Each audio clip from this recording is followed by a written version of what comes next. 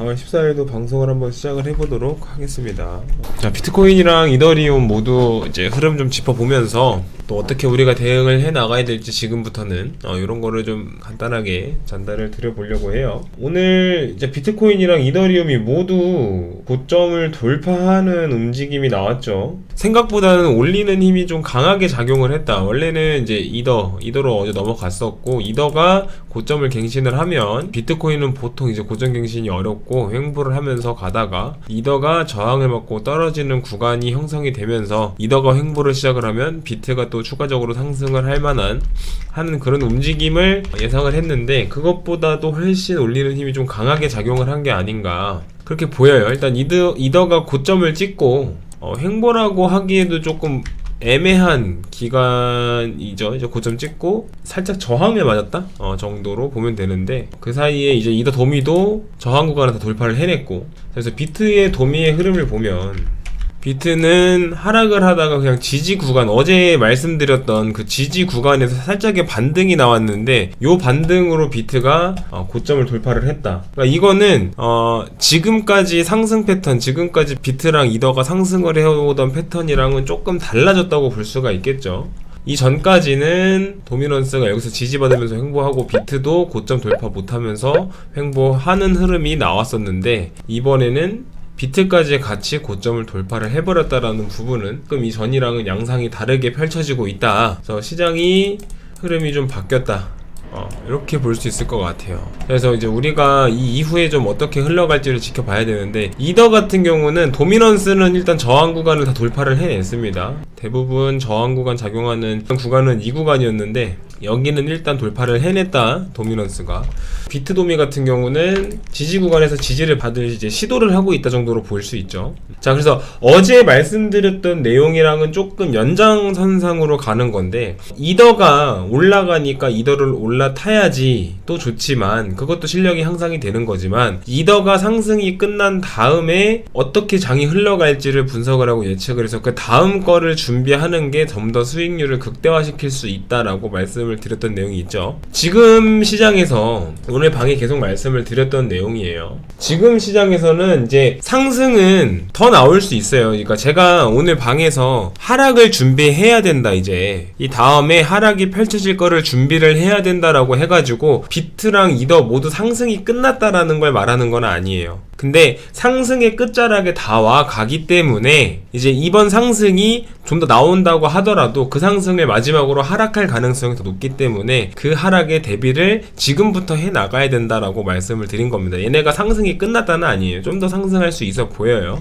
근데 그 상승이 어디까지 이어질지는 저도 아직까진 가늠이 안 옵니다. 그 다음은 비트랑 이더의 하락을 준비하는 것도 좋지만, 또 어제 말씀드렸죠. 그러니까 알트들도 펌핑이 일어나는, 알트로 흐름이 흘러가는 상황이 나올 겁니다. 그 상황에 대비해서 알트들을 미리 준비해 놓는 것도 방법이 될 수 있고, 알트들은 내가 불안해서 잡기가 무섭다라고 하시는 분들은 비트 이더를 흐름을 보면서 하락에 대응을 준비하는 것도 방법이 될 수 있습니다. 자, 근데 비트가 지금 마음에 가장 크게 걸리는 거는 이제 오늘 흐름이 조금 마음에 걸려요. 어제 방송에서 말씀드렸던 여기 구간에서 지지를 받을 거다, 지지받는 구간이 이쯤에서만 형성이 되면 된다, 비트 도미넌스가. 자, 그래서 그 구간에 와서 지지를 받고 살짝의 반등이 나왔죠. 그러니까 이거는, 도미넌스는 지지를 시도하는 흐름 정도, 그러니까 비트를 들어올리겠다는 의지는 아니에요. 근데 비트가 고점을 돌파를 해버렸다는 거죠. 그럼 어떻게 보면은 비트가 그만큼 들어올리기 쉬워졌다라는 뜻도 돼요. 이 전에에 비해서는 조금 비트 가격을 올리기가 쉬워졌다 라고도 해석을 할 수가 있는데, 그 말은 뭐냐면 그만큼 떨구기도 쉬워졌다라는 뜻이에요.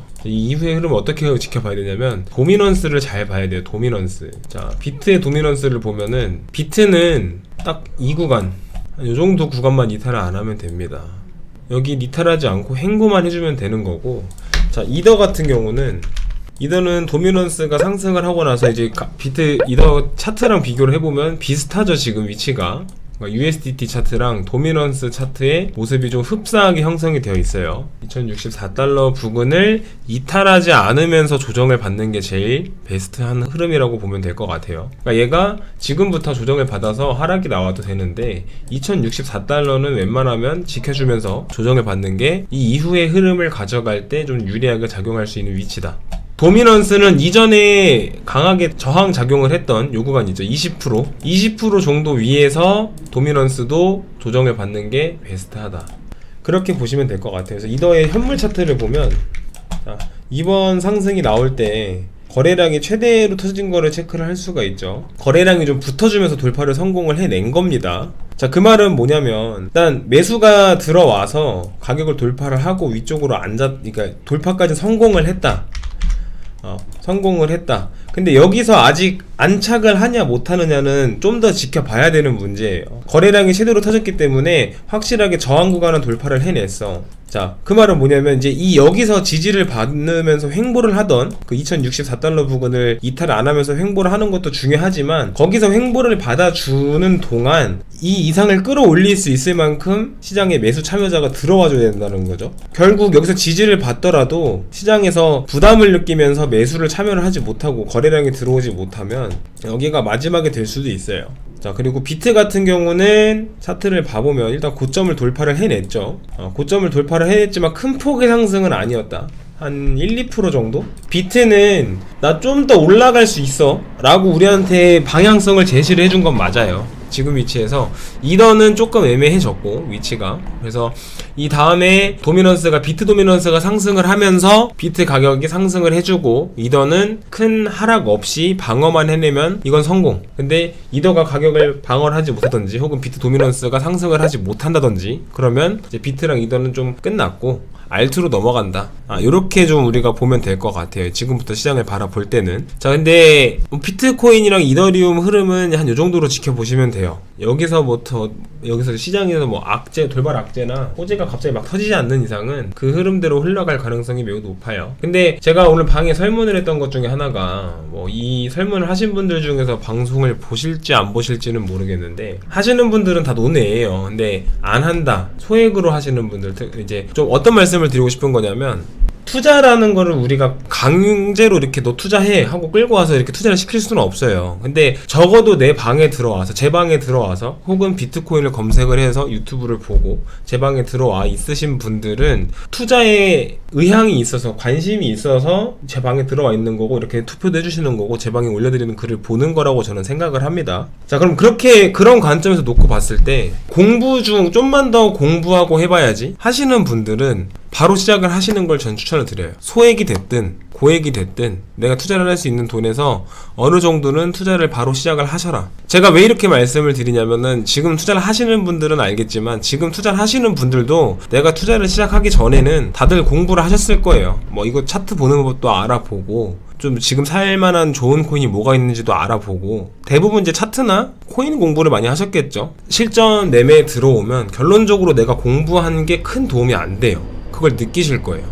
내가 공부를 아무리 많이 해도 실전 경험이 쌓이지 않으면 그거는 전혀 도움이 안 돼요. 굳이 공부를 너무 길게 할 필요가 없다. 내가 실전 매매를 하면서 경험을 쌓는 게, 좀 극단적으로 표현을 하자면 내가 10년 동안 공부해서 매매를 시작을 하는 것보다는 차라리 한 한두 달 딱 공부하고 제일 기본적인 것만 알고 공부 시작해서 매매를 1년 한 사람이 매매를 훨씬 잘합니다.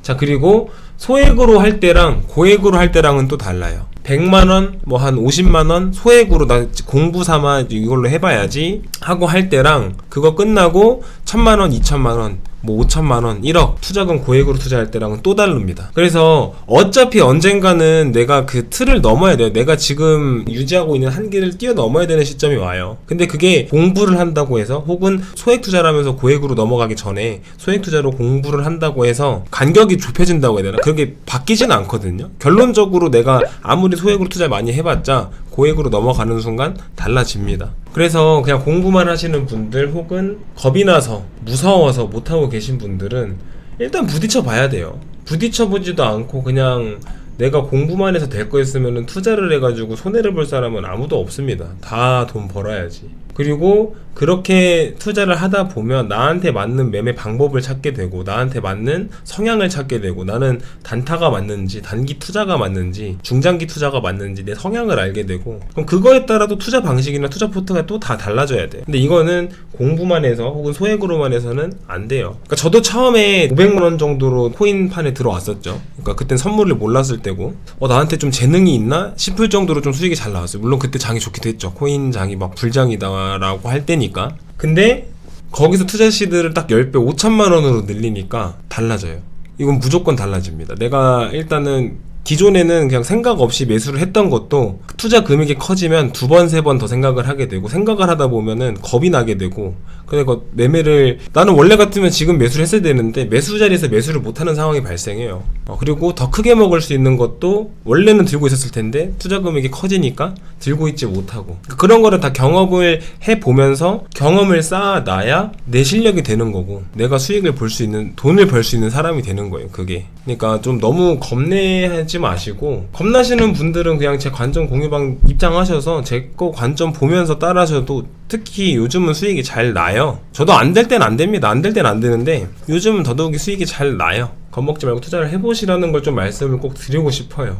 막상 투자해보면 별거 없거든요. 이게 내가 모르는 상황에서 투자를 막연히 겁내다 보니까 근데 지금 제가 이렇게 요즘 들어서 투자를 하셔라 선물 거래를 하셔야 된다라고 말씀을 드리게 되는 이유가 곧 우리가 돈을 벌 수 있는 장이 형성이 돼요. 하락장이든 상승장이든 하락장이면 하락장대로 돈을 벌 수 있는 장이 만들어지고 상승장이 더 펼쳐지면 그건 그대로 또 돈을 벌 수 있는 시장이 되는데 그 장을 다 놓쳐버리시니까 그러니까 남들 돈 번 거 다 본 다음에 쟤는 얼만큼 벌었네 나도 이제 벌어야겠다 나도 해봐야지 막 고민만 하다가 남들 별거 다 벌고 빠져나갈 때 나도 이제 돈 벌어야지 들어오니까 돈을 못 버는 거거든요. 근데 그런 사람들은 이제 손해보면서 투자에 대해 안 좋은 생각만 갖고 남들 투자로 돈 벌 때 돈을 못 버는 사람이 되니까 저는 그런 게 싫은 거죠.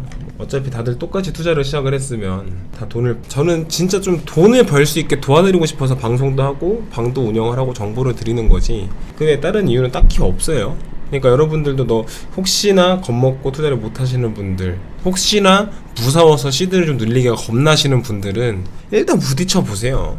부딪히면 답이 나옵니다. 그런 상황들에서 조금 내가 뭐 위험하거나 내가 봤을 때 좀 손해가 커진다고 생각이 되거나 손실을 본다고 생각이 되거나 그런 부분들을 최소화하기 위해서 제가 옆에서 정보도 잡아드리고 관점도 공유드리고 하는 거니까 도움 받아서 돈 벌어 가세요. 그래서 오늘 방송은 좀 여기서 마무리를 해볼게요.